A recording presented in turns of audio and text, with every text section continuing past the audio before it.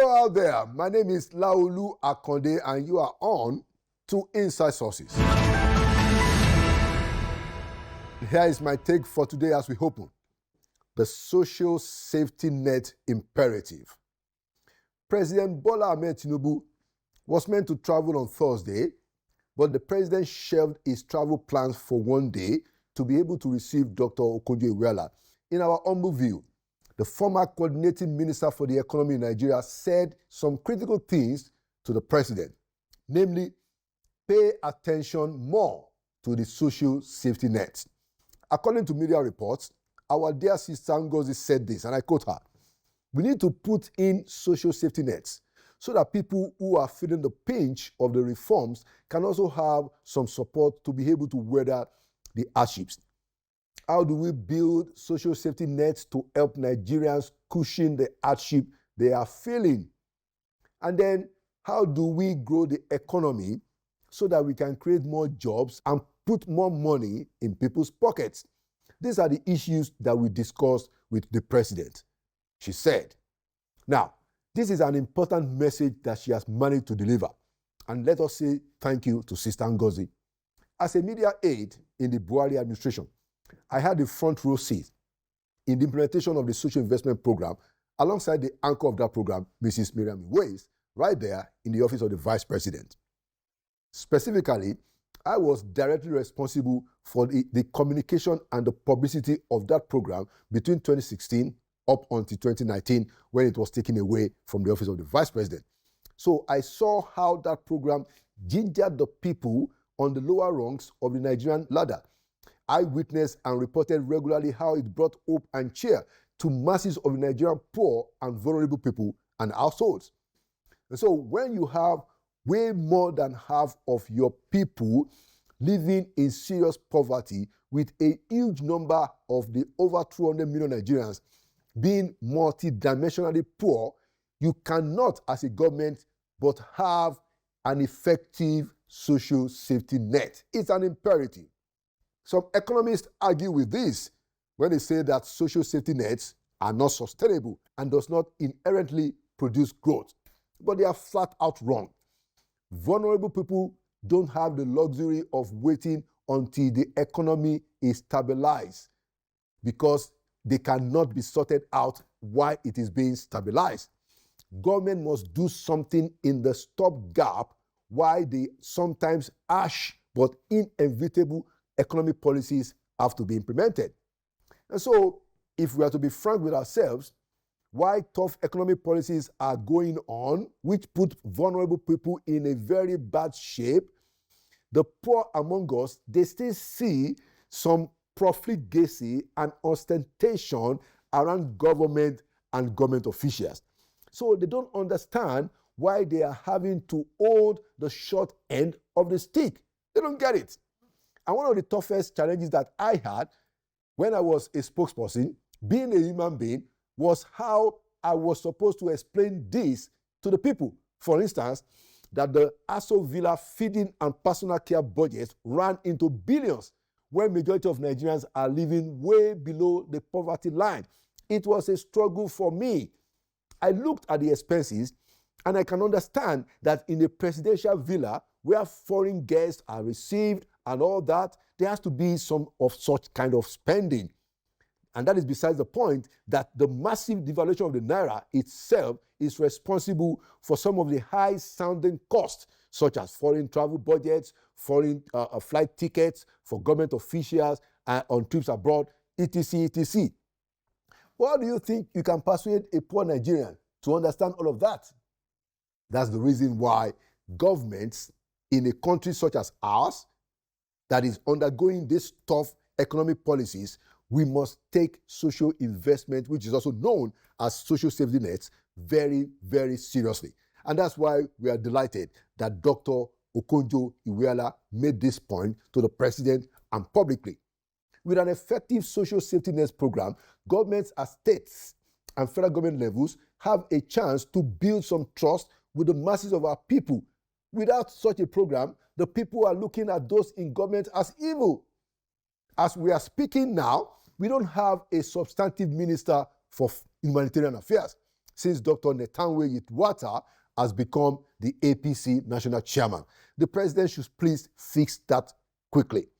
That ministry has suffered many setbacks since its formation in 2019, including having the bad luck of allegedly corrupt ministers both in the Buhari and Tinubu administrations.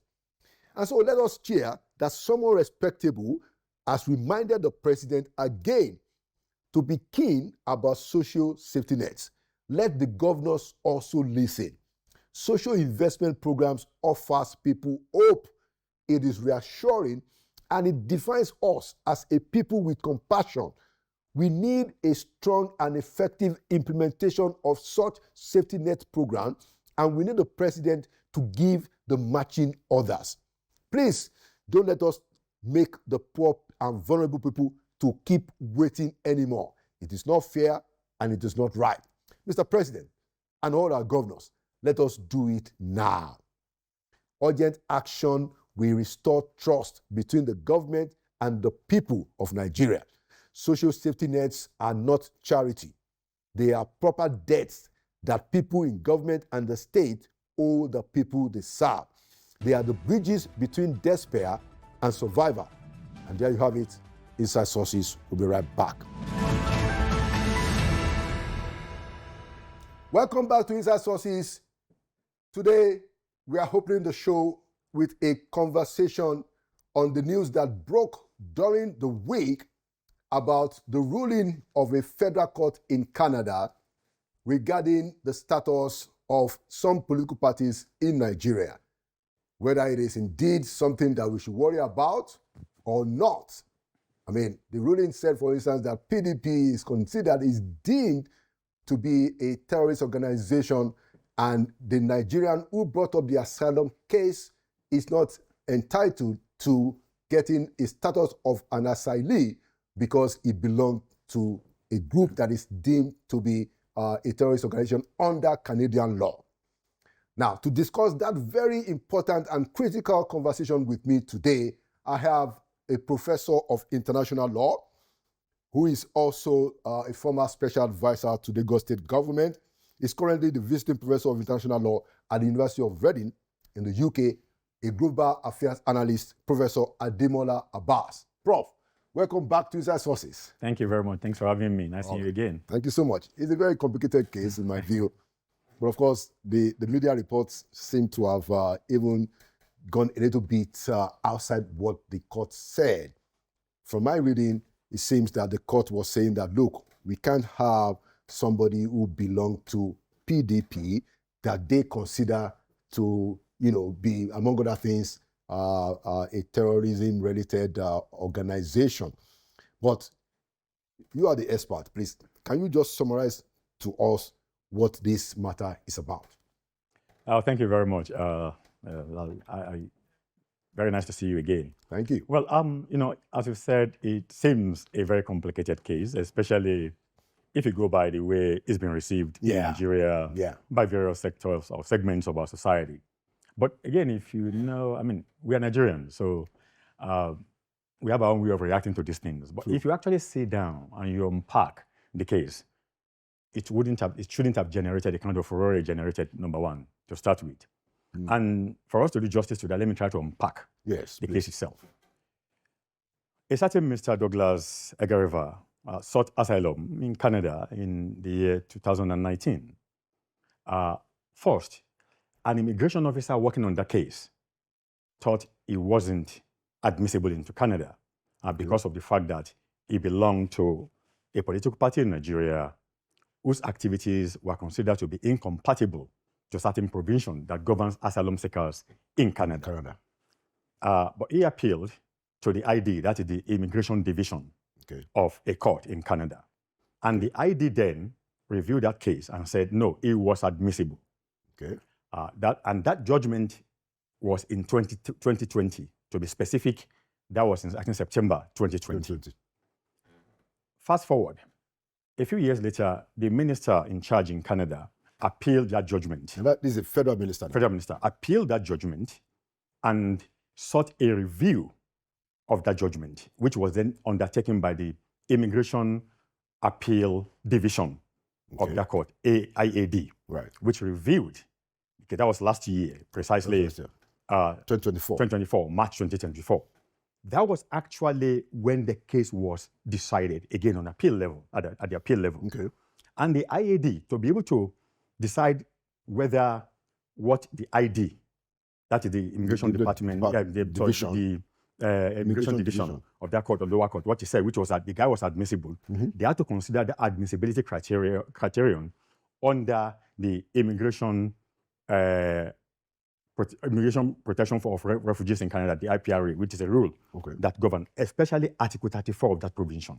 Okay. Now, Article 34 of that provision says, of that particular law says, if any foreigner in Canada is a member of an organization, which organization engages in subversive activities or terrorism, there are two different provisions here. Yes. That person will not be admissible under that particular law in Canada.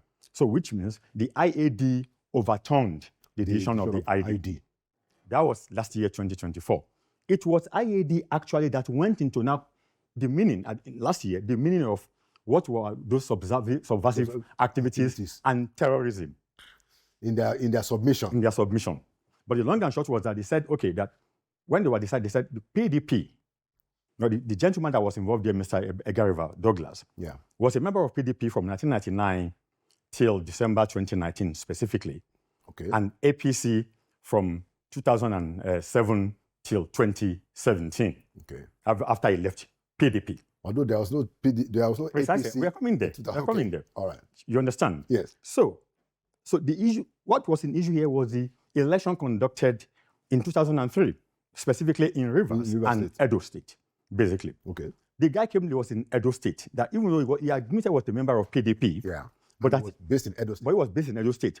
That the activities that they said PDP committed, ballot stuffing, whatsoever, which amounted under Article 34 of IRP, which amounted to subversion of democratic process, were committed in Rivers State. That although he was a member of PDP, he never particularly participated in what was happening in Rivers State. And the court said, IAD said in 2004 that particular knowledge of a member of an organization is immaterial. What is critical is whether you're a member of that organization or not. We'll come back to unbundle that.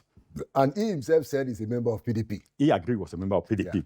So basically... I'm sure he gave them the information himself. He did. He gave them the information. So at the end of the day, and the court said, look, we found what we are doing. That was in 2004. Right. Sorry, 2024, last year. Yeah. And the IAD reversed the judgment of the ID. That was where we were until the same person now brought this action, the current one, to the federal court in Ontario to be able to upturn the IAD's judgment.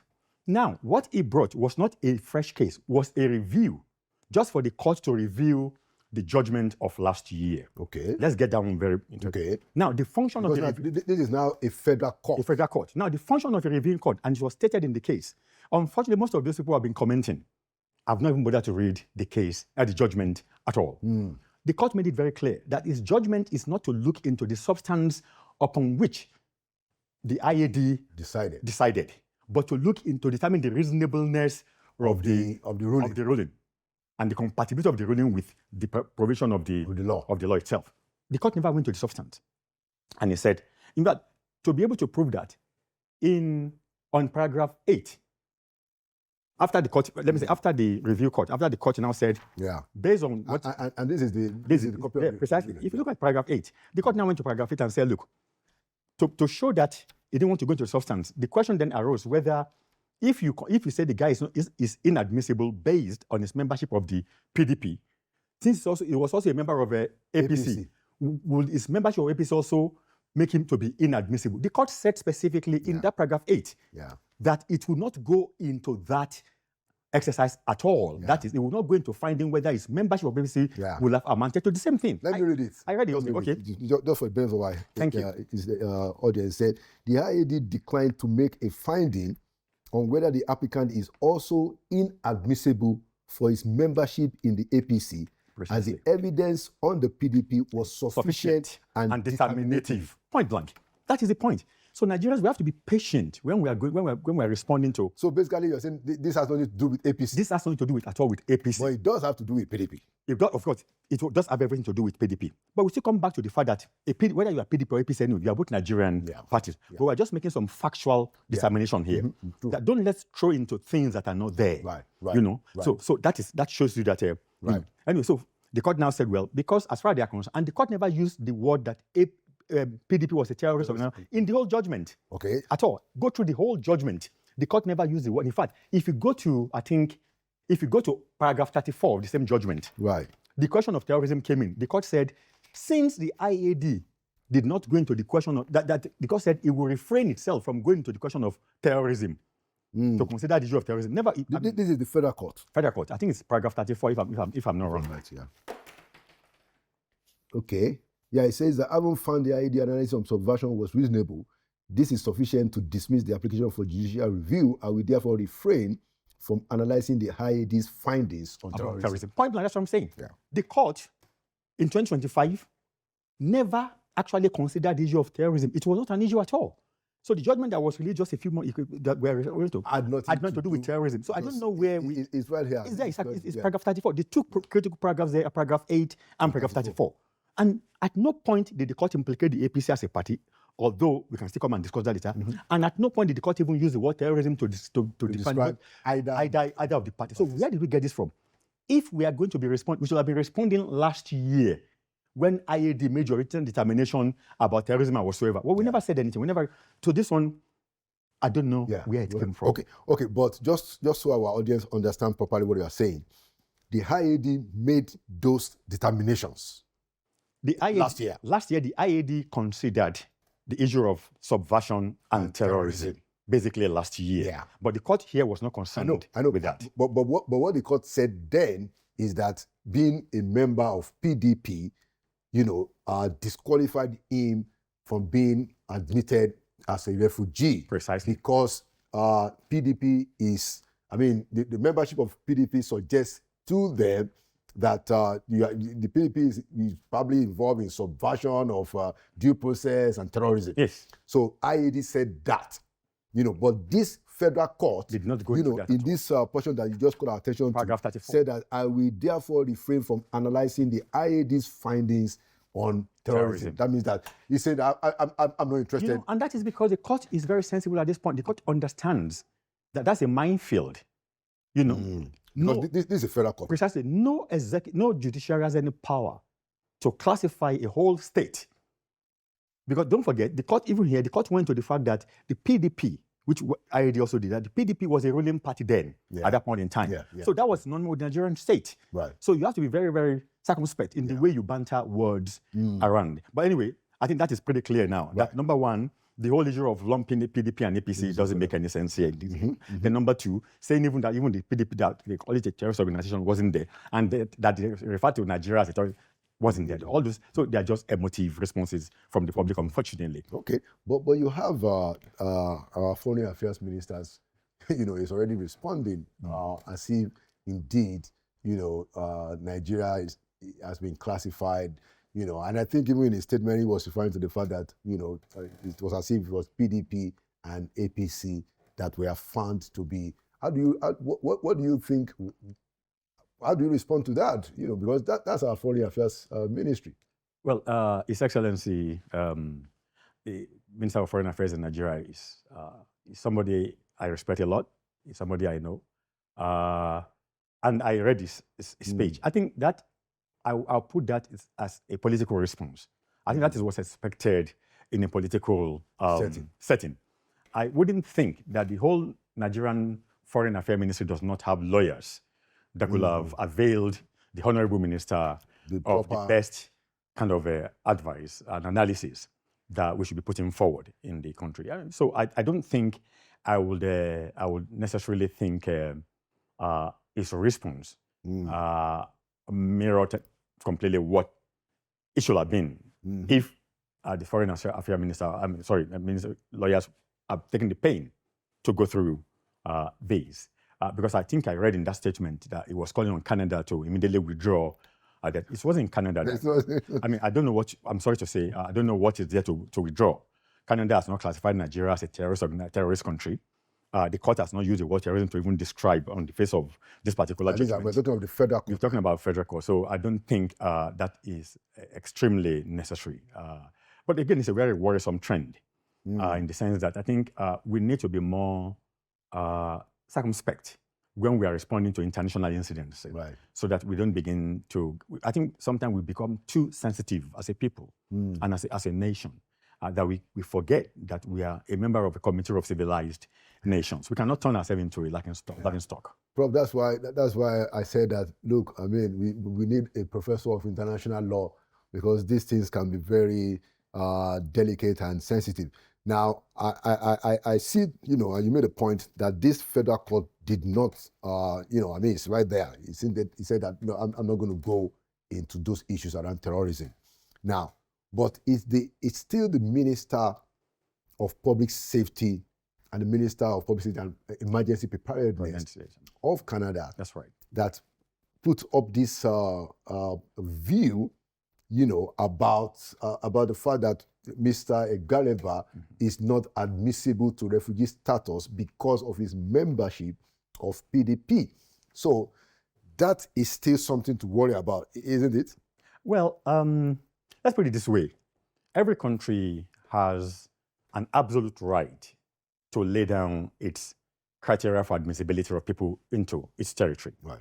It's your prerogative as a sovereign nation. Yeah, to say this is what I'm going to accept. So I mean, if you like, you can say anybody who's coming to your country should come naked, if you like.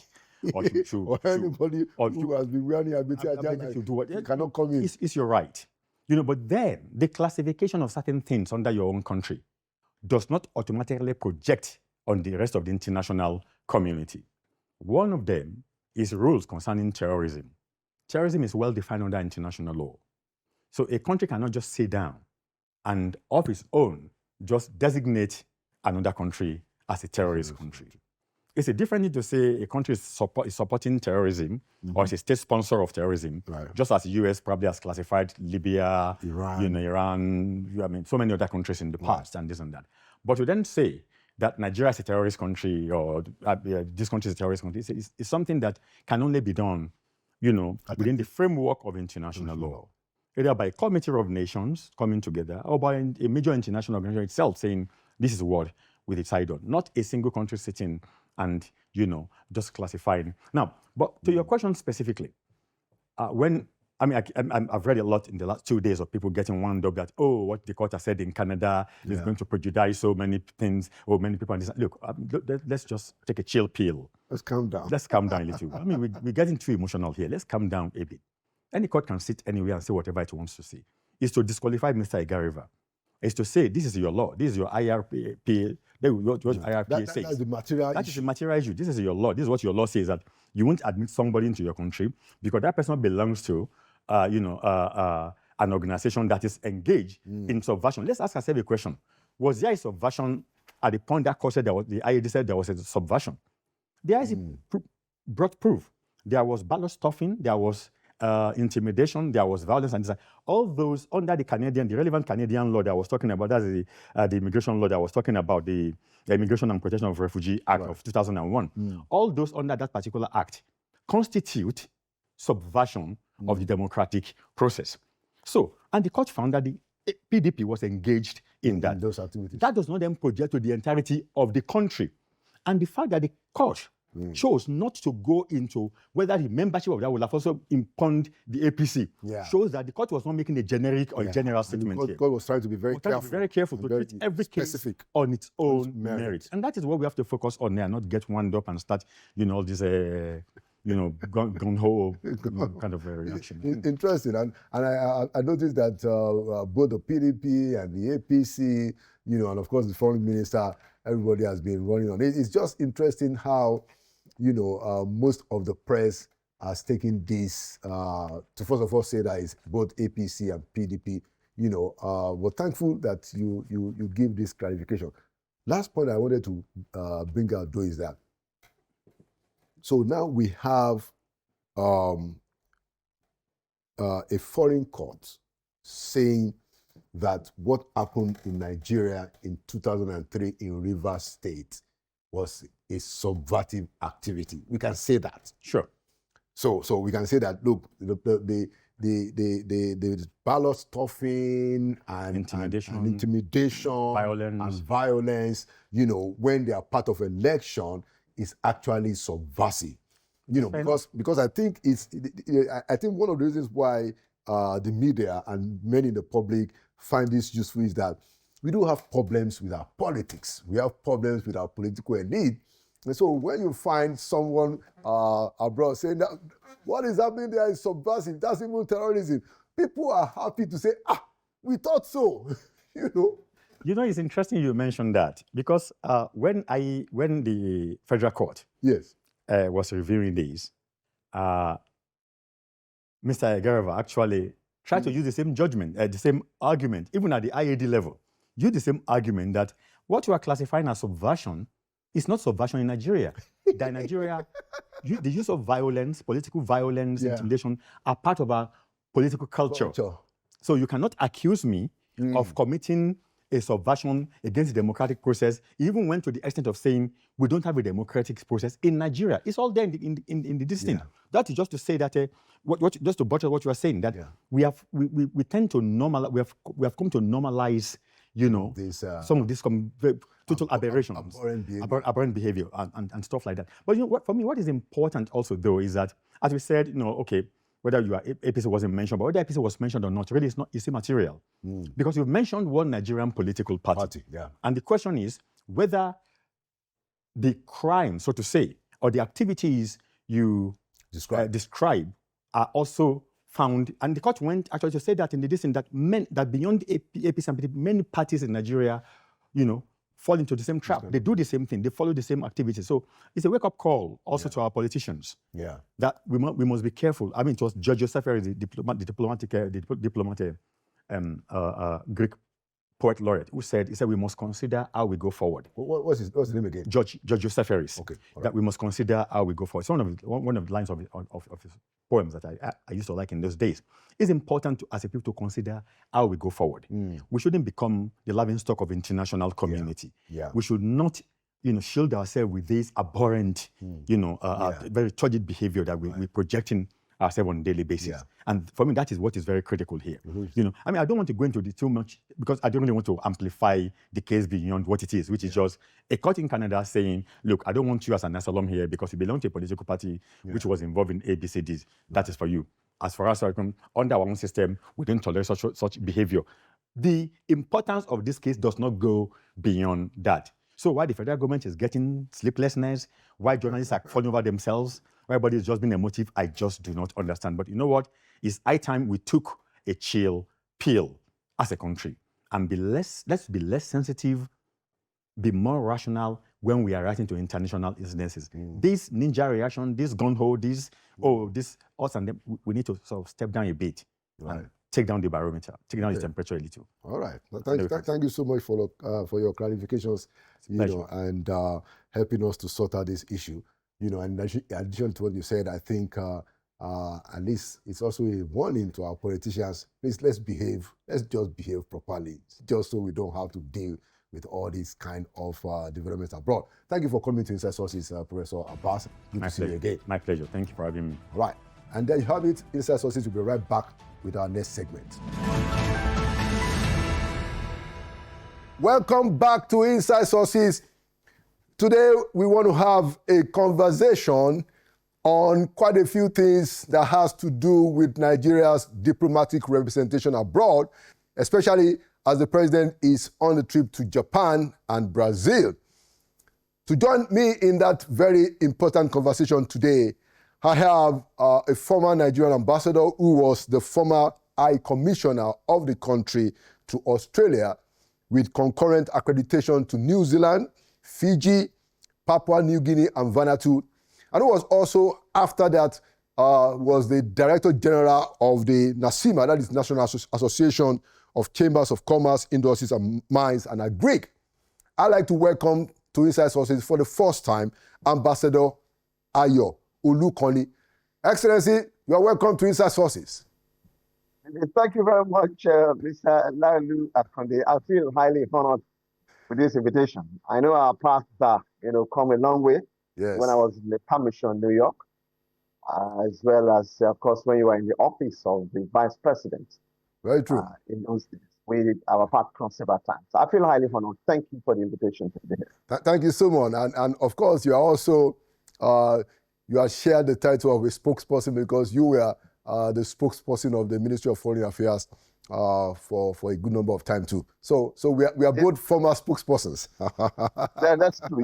You're right. I was director of public communications and spokesperson of the Foreign Ministry between 2007 and early 2010. Right. At a very exciting time in Nigeria's history. Okay, so let's just take it forward. The president is currently on a trip to Japan and Brazil, and I wanted us to just start from you telling us the problem that we seem to be grappling with since President Tinubu recalled all the ambassadors, less than about 2 years ago.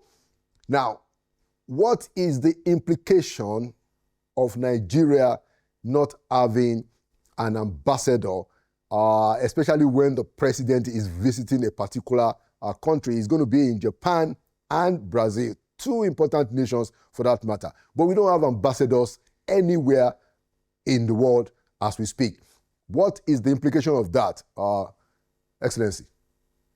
Well, thank you very much, Laulu.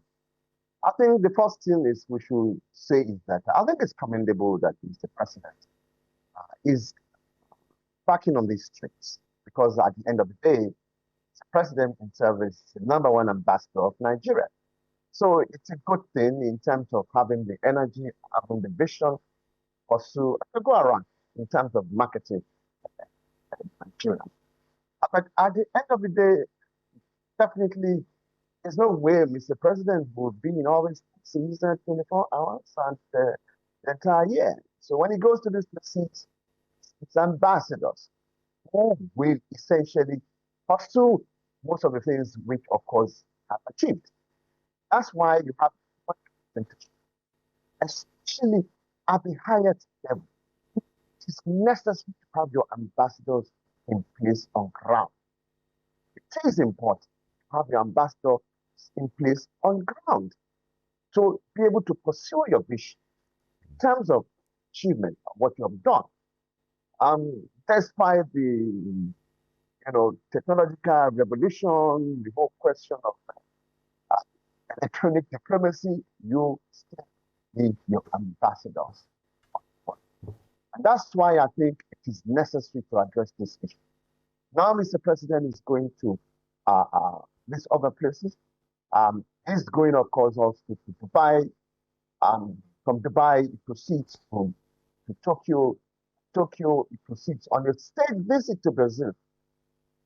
When he goes on and achieves and signs this agreement, who pursues those things when he leaves? That's why I think it is necessary to have ambassadors.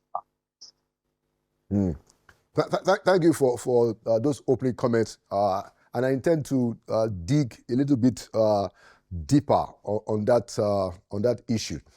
I mean, yes, it will be necessary because I'll give my own practical example. Exactly. When I was High Commissioner in Australia. Exactly. So I wanted to, just for the benefit of our viewers and quite frankly, in the interest of our country, I wanted you to share a little bit more detail from your own experience. What are the things that only an ambassador can get done?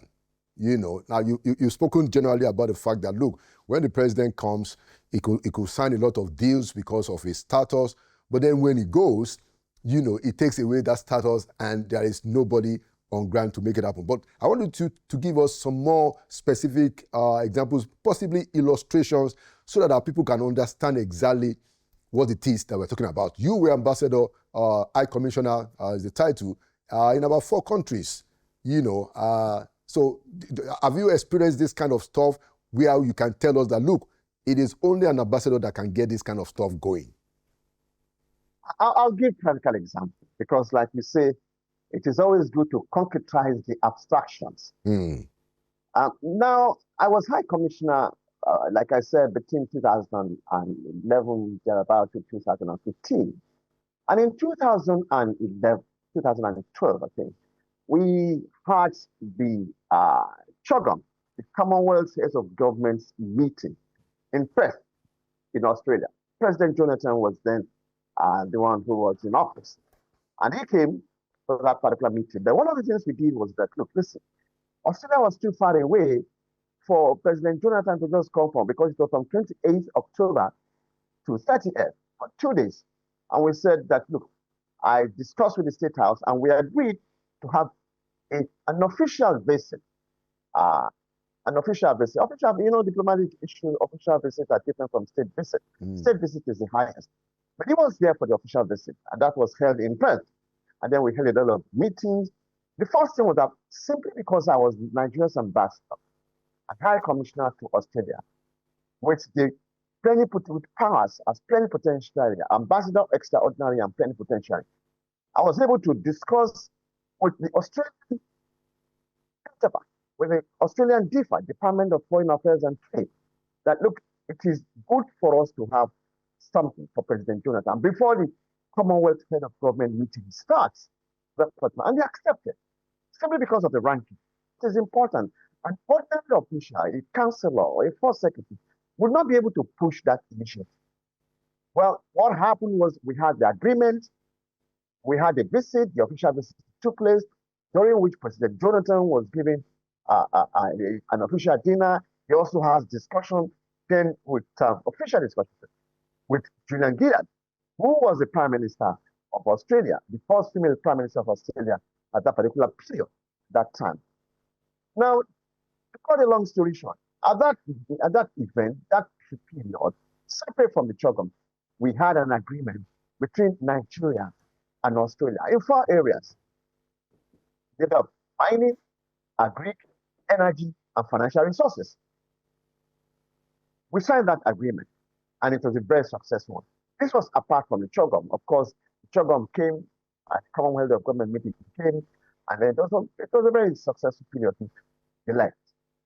Now, implementation of the agreement between Nigeria and Australia in 4 areas, agri, mining, energy, and financial resources, was now what I had to follow. I had to follow on. I had to work on. And because of the status of my status as the ambassador and representative, we were able to convince some Australian mining company, maybe at the risk of the question of, pushing them. I mean, how do I use the language now? I'll mention the names. Symbol Mining was able to be convinced because I held a meeting with them after. And then, of course, Andalusian Mining, they were also ready to work and discuss of the status of the ambassador. Symbol Mining came to Nigeria. They were involved in mining in the Benue Trough.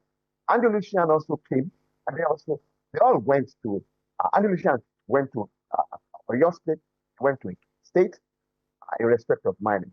So this is what are some of the functions which ambassadors would play because of the status at the end of the day. Long story short, my present involvement as the High Commissioner of Nigeria to Australia was one of the things that helped to convince those people that, yes, really, the agreement we signed with Nigeria is credible, it's important, let us start implementing. So these are some of the roles ambassadors in their capacity play. Excellent. I mean, the points are very well made. And that is why I want to follow up that.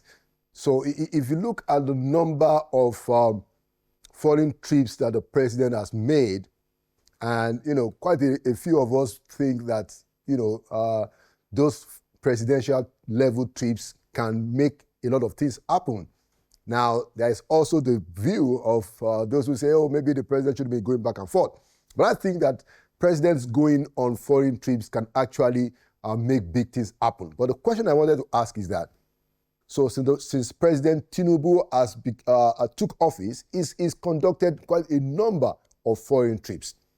So it would then seem that based on this explanation that you put on the table, that it's going to be very difficult for him and for Nigeria to draw optimal, maximum benefits from all this is engagement if we don't have an ambassador on the ground. Now, if I were to say that, Excellency, will I be accurate? For optimal benefit of the various trip of Mr. President since he took office, it is necessary, it will be helpful, it is necessary, and I think it is imperative to have Nigerian ambassadors with full accreditation, with full powers in office. All right, so some of the buzzes that we have received, from official sources, though not formally, is that, there are financial implications, it's going to cost a lot of money and all of that. So in your own view, should financial constraints, is that a legitimate reason why? I don't want to cut you short. It's not enough. It is not enough. I was High Commissioner at Nigeria for Australia, concurrent activities in meeting that Japan, and I was appointed as ambassador when I was in Vienna. It was in period of Vienna that I came home for training, for all the things that goes with it, and then went on to post. Sometimes, even when you are post and funds do not come, it does not still stop you from functioning. Carry the title of the ambassador, and that helps in terms of your access to high peace at the end of it. I don't think it's enough reason. I don't think, but 2 years. 2 years. I think steps should have been taken one way or the other. Ambassador, please push the commission. We will arrange in terms of sending funds in terms of running the mission. What does it take? You print the papers. Once you print the papers, you do a training. The training is going to be here in Nigeria. If you can get tickets, I'm sure some of these ambassadors have the money to buy their tickets to their respective posts. And when they get to their respective posts, it's not at that time, it's not, they can hold on while they pay their entitlements. They will have presented their papers. Once they present those papers, they are recognized as the ambassador of the Federal Republic of Nigeria that were appointed by President Ahmed Tinubu. And that is enough, that is a solid platform for them to be able to start operating and functioning. I don't think we should use the question of absence of lack of funds to say that we will not appoint ambassadors. I don't know, like they said, the figures after 6 is more than 7. Among some more, but whatever it goes, I think it is necessary for the President Tinubu administration to urgently take steps to appoint ambassador. Mr. President is going to Brazil now on a state visit. Like I said, in diplomacy, we have different levels of representation, diplomatic engagement. We have a special envoy by Mr. President sent maybe perhaps to his colleague in Ghana or maybe to the United States. Or then you have official visit, which is a little bit higher than the position of sending a special envoy. Then you have state visit. The state visit comes with all the paraphernalia of it. It comes with all the paraphernalia. And there will be official discussions. Look at Brazil now. Mr. President went to Brazil the last time, I think on the sideline of the BRICS meeting. He was able to discuss with President Lula. And I saw in the news report, some of the governors who went along with them, they arranged for them to go and see what was happening in respect of the livestock section. Brazil is well known in terms of its ethanol. Not only that, Brazil now has emerged as the third powerful country in the aviation sector. They are challenging the duopoly of Boeing and Airbus with their Embraer. And the Embraer aircrafts are now coming in and being more common on the Nigerian aviation sector. So I presume as part of this visit, these are some of the things which Mr. President will focus on in terms of his discussions, bilateral relations at this particular state visit. For him to go back to Brazil after BRICS is an important development. And I must commend the President Tinubu administration for doing that. Identify Brazil as a very, very useful partner in this particular area. So this is why we need a substantive ambassador of Nigeria in Brazil to follow up on all this, which Mr. President, of course, will discuss on the ground. I know some members of the private sector will also, of course, go with Mr. President. But in terms of the nitty-gritty, you need to have ambassador. I'm very fond of the saying of Mario Cuomo, the former governor and New York. So as well, who says you campaign in poetry when you govern in prose. What I mean is that yes, it is good to have this visit, but in terms of the nitty-gritty, in terms of negotiating, convincing Embraer to be able to give something better and more important, favorable terms for the Nigerian aviation sector, it's important to be able to work also in terms of development of the life. We have a livestock industry now. We do have, and I remember when I went to New Zealand to present my credential, the livestock sector and dairy sector was a very important area for us. Frontera was then trying to come directly into livestock. By the way, we get a lot of our dairy industry come from New Zealand, even though Frontera name is not there. But I was taken around and visited, and Frontera wanted to come with his own brand name into Nigeria. They were in terms of, and when they had a problem in terms of some of their dairy, they came, sent me a letter, and I had a meeting with them in Australia. They sent somebody to come to Australia from New Zealand. Look, listen, sir, this is the problem we're having in terms of our dairy industry. I think there was a news report to say that there was contamination, and I, as ambassador, NAFDAC, I was able to get across to them. And they said that, please go to our ambassador, have a meeting with him. When you have a meeting with him, and then what he says will be one of the points and issues we will use to be able to clear your name and for your product to come to like that. Fantastic. Now, I think I've given absolutely clear cut. You have quite useful. Now, yeah, excellent illustrations. Now, as we segue, because I want you to talk more about Japan and Brazil, which you started. But one last question, on this issue of not having substantive ambassadors. I wanted to ask you, now we all know that an ambassador is considered in diplomatics as the personal representative of the president. Have we ever had any situation since independence when Nigeria didn't have a substantive ambassador for over 1 year? I know that your whole life, a big part of your life has been in the foreign service. Can you recall any time when we had no substantive ambassadors for almost 2 years? Can you recall? I cannot recall. I mean, within the period I served, 1980 and 2015, maybe before then, but I cannot recall during my own period.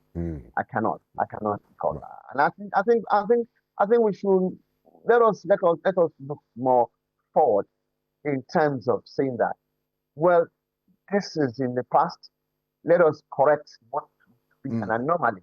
Yeah. And that I sincerely hope that this visit to Japan for the TCAD, then of course, we come along with the TCAD, and then Brazil will help to convince the administration of President Tinubu that yes, this is the time, and I sincerely hope that when he comes back from Brazil, the process will start, so that hopefully, at least within the next 1 month, we'll have clear-cut indication that a list has been submitted to the Senate for screening and for appointment, and then, of course, hopefully, before the end of the year, the respective ambassadors of Nigeria appointed by President Tinubu with their letters of commission will have been in their respective place and present the papers to receiving to the host to the receiving ambassador across the world.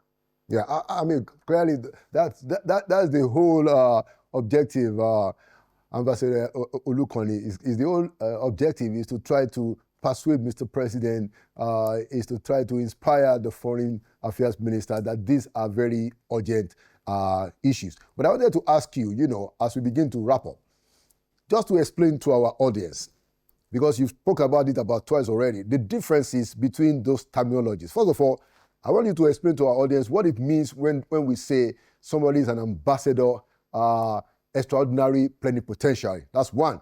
Then two, what's the difference between any kind of visit and a state visit? Because you have referred to the fact that this trip to Brazil is actually a state visit. So if I can summarize, what does it mean when we say ambassador extraordinary plenipotentiary? That's one. Number two, what are the levels of visit and how is it that a state visit is on the apogee, yeah. Well, thank you very much. I mean, the story and history of ambassadorial appointment and ambassador dates way back in history. And of course, the ambassador is the embodiment of the country through the president. He's the representative of the president. Because if you look at the letters, which letters of commission, and you will have seen how it is written, that it is the president himself that is appointing this man, that I consider this man very competent in all ramifications to be appointed ambassador. So it is the ambassador, like President Tinubu, is an embodiment of the state. It represents over 200 million Nigerians. The ambassador is now representing. So the ambassador himself is representing not only President Tinubu, also the over 214 or how many are we now Nigerians. This is what you are. So it is the highest point in terms of representation. Then you now have, others in terms of the chargé d'affaires, who is in the mission, who is, of course, just acting capacity. But in terms of representation, when you upgrade from the level of chargé d'affaires, you can have chargé d'affaires arbitrary, then you can have chargé d'affaires on team. It means that country, you're not yet, of course, recognized. I mean, you're not, the representation is still at the. But once you upgrade to that ambassadorial level, then that means that it's a very important country. So implicitly, the ambassador is the embodiment, representation of President Tinubu, and then representing the entire world. You talked about the question of level of visit. For Brazil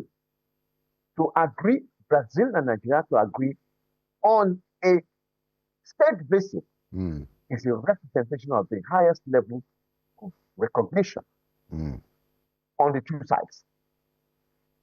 On the two sides. And also a reflection of the importance of the high esteem in which President Tinubu is held. And that's why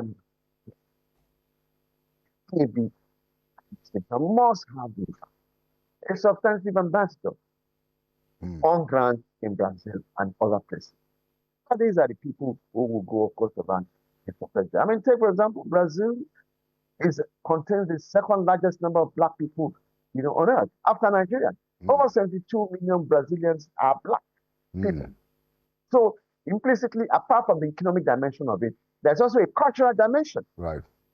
A large number of Brazilians come to Nigeria every year.